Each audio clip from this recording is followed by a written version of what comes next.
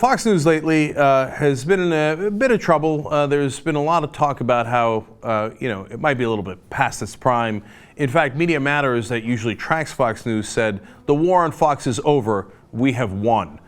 Because the whole point was to point out that Fox News is a propaganda unit for the Republican Party, and that mission is fairly well accomplished. Well, in fact, Frank Rich wrote a very large article in New York Magazine about this, and he made some really good points that I wanted to share with you. Now, understand, yes, Fox News beats CNN and MSNBC in the ratings. In fact, they beat them combined. So give them credit on that. There's no question about that.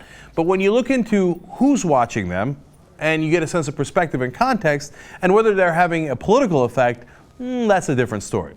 So first interesting fact that Rich points out, that between 1952 and 1988, Republicans had won 7 out of 10 presidential elections. They were doing pretty well. Now, since the rise of conservative radio and then Fox News, which dates back to '92, you had Rush Limbaugh already ascendant at that point, and then Fox News comes in '96. Well, Democrats have won 5 out of the 6 popular votes since that time. Okay, so not as well. Obviously, Al Gore won the popular vote and Bush became president anyway, but winning 5 out of the 6 popular votes, obviously the Democratic Party a little bit more popular. So if their aim was to make sure the Republicans win, well, it's a mixed record at best, right? Although Fox News, of course, had a huge role to play in 2000 in making sure Bush got the presidency, even though he did not win the presidency, either the popular vote or the electoral vote, based on a full recount of Florida. Now, when you look at present day, you see that they still have over 1 million primetime viewers. Well, that's not bad, especially compared to their competition. CNN has 568,000 primetime viewers, so they're getting their ass handed to them by Fox News.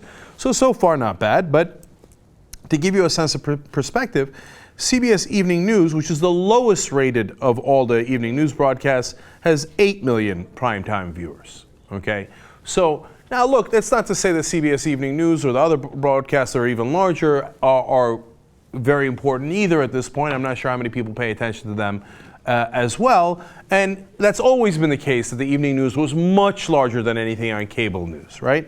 I understand that, but it does give you some context. Now we get to the beef.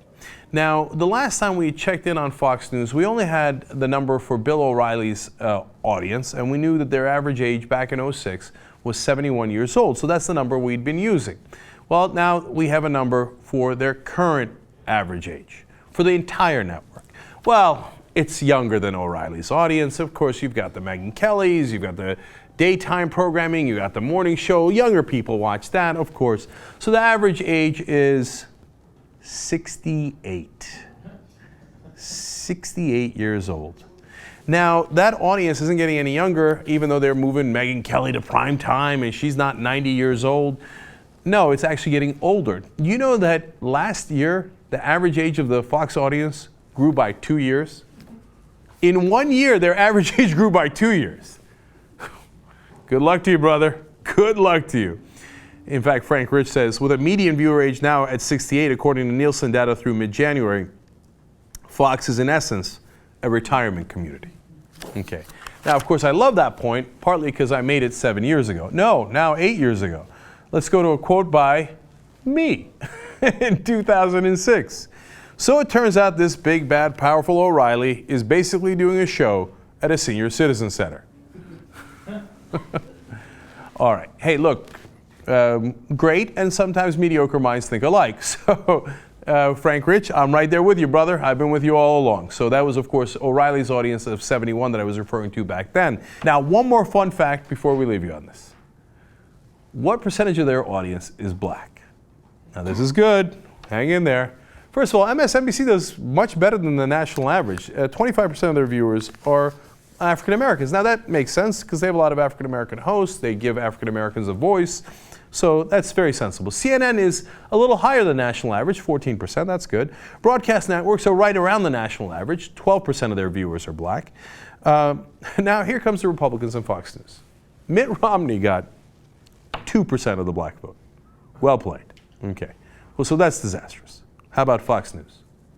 1.1% of their audience is black. Awesome. Okay. See, gee, I wonder if just old white men are watching them. I can't quite tell.